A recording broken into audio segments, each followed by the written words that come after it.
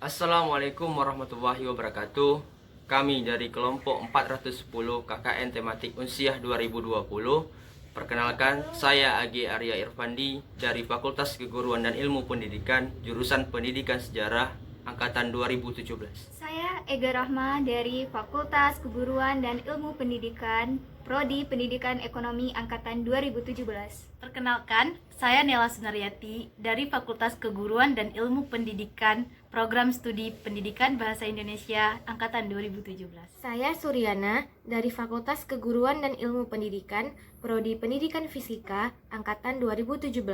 Hai, perkenalkan nama saya Ismita dari Program Studi Arsitektur 2016, jurusan Arsitektur dan Perencanaan Fakultas Teknik. Saya berasal dari Desa Kanot, Kecamatan Syampulira Arun, Kabupaten Aceh Utara.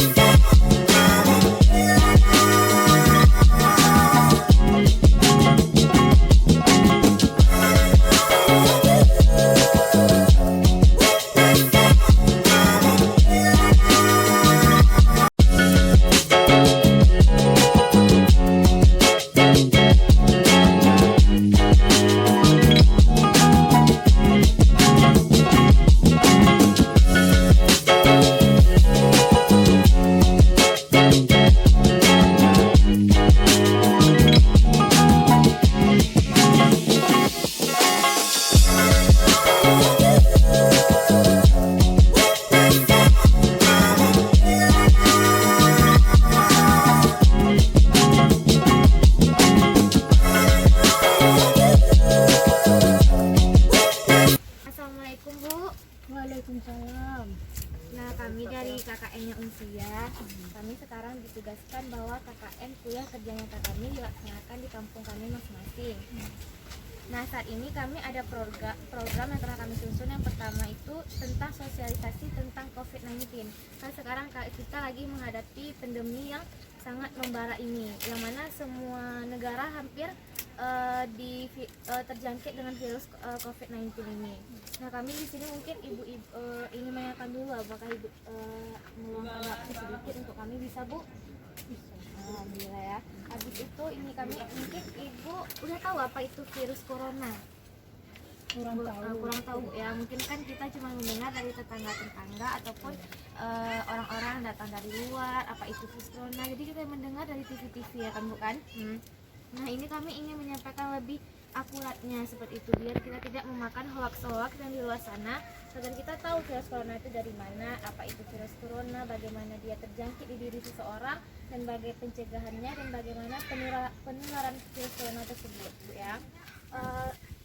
Gejalanya setelah kita terjangkit itu seperti kita batuk, habis itu bersin, dan kemudian gejala paling dampaknya itu seperti kita demam dan disertai batuk yang berdahak.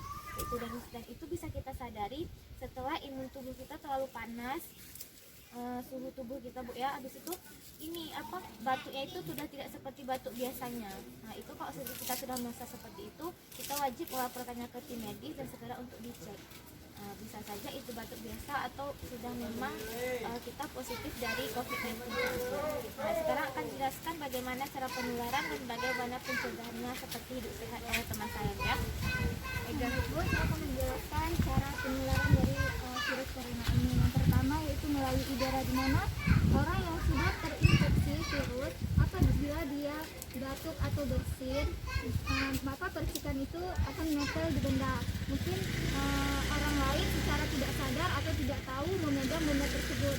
Maka dari situlah penularan rantai COVID tersebut. Maka dari itu orang yang terinfeksi atau yang belum terinfeksi sebaiknya menggunakan masker apabila keluar rumah. Dan yang kedua, cara penularannya itu kontak fisik dengan yang terinfeksi. Assalamualaikum Pak. Sebelum itu kami memperkenalkan diri kami masing-masing. Kami ini dari KKN-nya usia tahun 2020. Kami di sini kenapa di sini karena kami protokolnya usia wajib melaksanakan KKN di kampung mereka masing-masing. Nah, kami sebagai mahasiswa semester 6 yang telah meniatkan KKN tahun ini, maka kami bertindak untuk melaksanakan KKN kami di kampung kami masing-masing.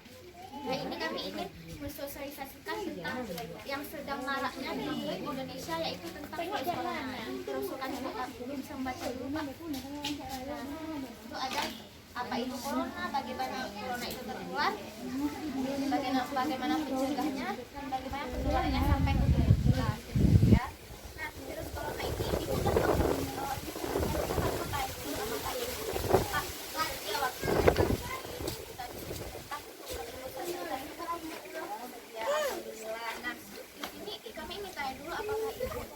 sudah sudah tahu apa itu virus corona, dan kalau dengar dari tetangga dari orang lain, berita dulu, Pak. Lebih dalamnya lagi.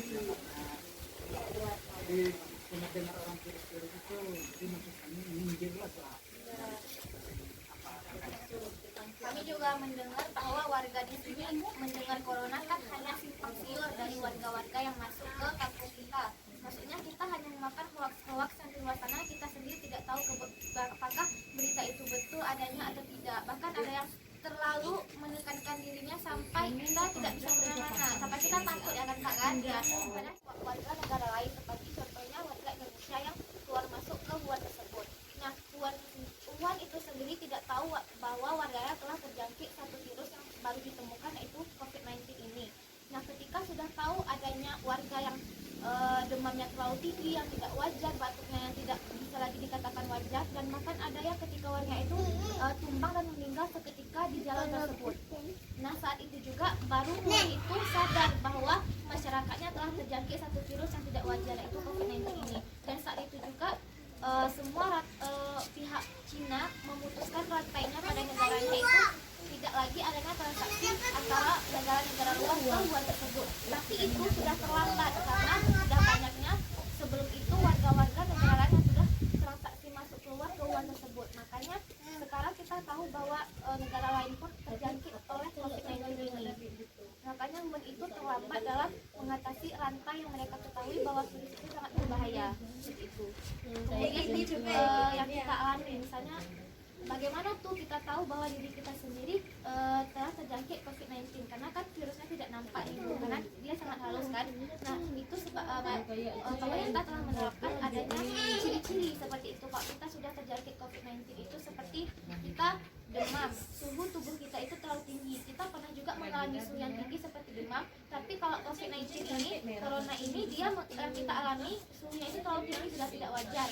Kemudian disertai batuk berdahak yang juga tidak wajar. Kalau ibu dan bapak ataupun saudara-saudara lain yang telah mengalami seperti itu, wajib untuk mengevakuasikan dirinya ke tim medis terdekat segera untuk dicek apakah bagaimana itu ya. Kemudian pencegahnya akan dijelaskan oleh teman saya. Di sini saya akan menjelaskan bagaimana cara penularan dan juga bagaimana cara menjaga COVID-19 ini. Yang pertama, Bu, ada batuk.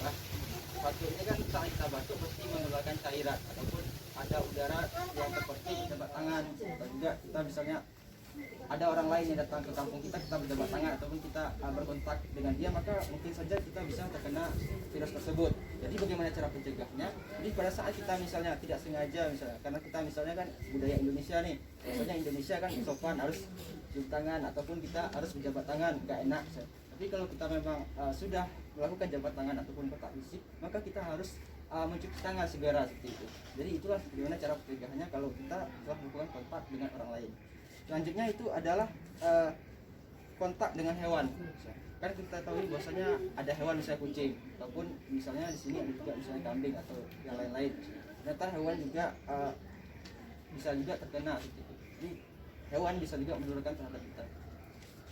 Di sini juga bahwasanya pencegahannya juga bisa kita lakukan, yaitu dengan makan makanan ataupun sayur-sayuran. Karena dalam sayur-sayuran itu kan mengandung yang namanya protein ataupun zat-zat yang bisa menangkal radikal bebas ataupun yang namanya bisa virus-virus gitu. sehingga imun kita meningkat. Seandainya imun kita meningkat, maka virus-virus tersebut akan hilang dengan sendirinya. Selanjutnya juga bisa kita lakukan yaitu yang namanya olahraga. Kan olahraga, yang namanya olahraga pasti tujuannya untuk sehat. Artinya dengan kita berolahraga nanti ataupun zat-zat dalam tubuh kita seperti racun akan keluar.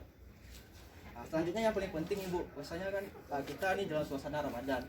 Jadi suasana Ramadan ini tempat kita, bahwasanya kita harus yang namanya itu mendekatkan diri dengan Allah. Karena yang siapapun yang diciptakan pastinya kita akan kembali ke sana.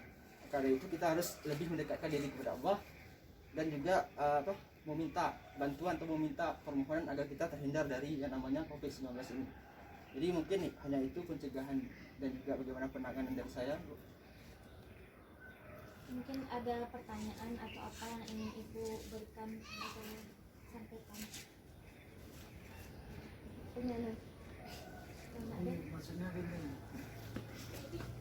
seandainya kita nanti ada demam batuk berdiri dalam renang, rasa begitu ada mah apa kendalanya, apa nampaknya? Jadi sini gejala-gejalanya seperti itu kan. Biasanya kalau gejalanya itu ada batuk, bersin-bersin, batuk berdahak, dan juga sesak napas, dan ada juga badan letih lesu gitu. Jadi usahakan seandainya kita ada memiliki gejala di antara yang saya sebutkan tadi, maka usahakan kita harus memeriksakan diri kita ke tempat kesehatan. Misalnya sini ada puskesmas ataupun di tempat dokter-dokter lah bisa buka praktek. Maka kita harus segera memeriksakan. Bukan kita maksudnya bahwasanya kita tertular, belum tentu, tapi kita berusaha mencegah. Mungkin saja bapak tersebut hanya flu biasa ataupun batuk biasa gitu. Tapi kan kita harus sedini mungkin harus tanggap seperti itu. Nanti kan jangan sampai kita bahwasanya ternyata kita sudah terkena virus tersebut, malahan menularkan dengan orang lain. Maka solusinya itu cepat-cepat periksakan diri ke tempat kesehatan yang sudah disediakan oleh pemerintah. Mungkin ada pertanyaan lain, Bu? Itulah yang harapan tadi itu, cara itulah tanaman. Karena virus itu kan kuat istilahnya, kita pun tak tahu ya. Jadi apabila kita kena langsung istilahnya. Jadi takut saya itulah yang saya inginkan.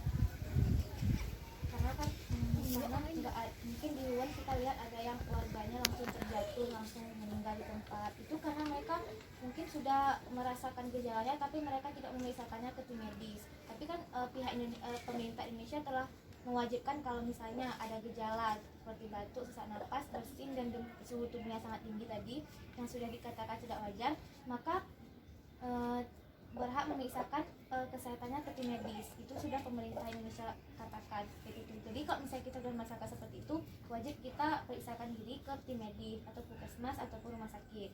Karena kalau misalnya gejalanya masih kecil, itu insya Allah bisa sembuh. Terima kasih Bu ya sudah meluangkan waktunya untuk kami sedikit memberikan sosialisasi tentang COVID-19. Terima kasih Bu, Pak. Assalamualaikum warahmatullahi wabarakatuh. Waalaikumsalam.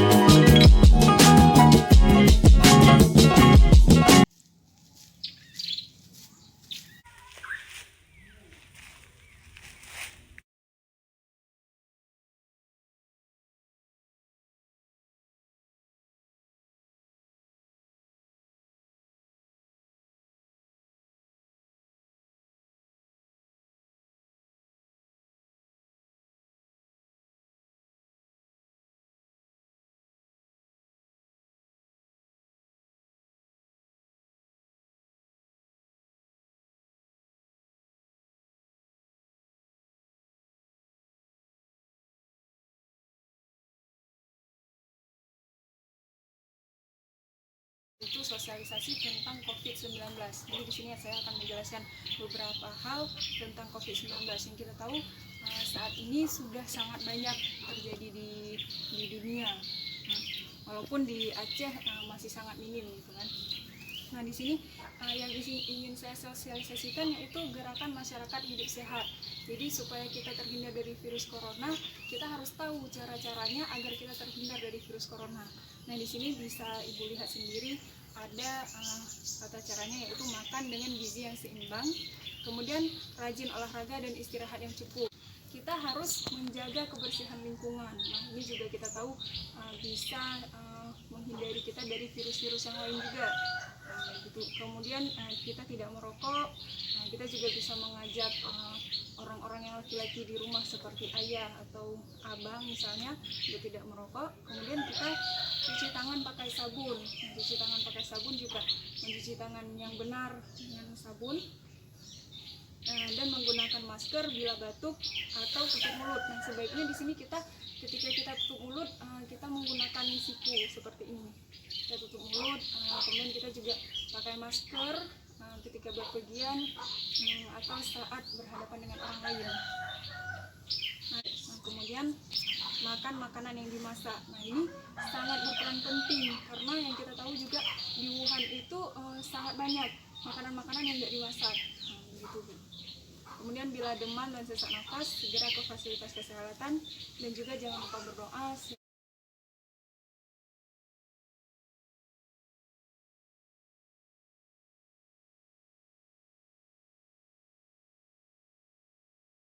Halo, alhamdulillah hari ini kami lanjutkan sosialisasi kami yang kedua, yaitu sosialisasi tentang COVID-19 dengan cara door to door ke rumah warga.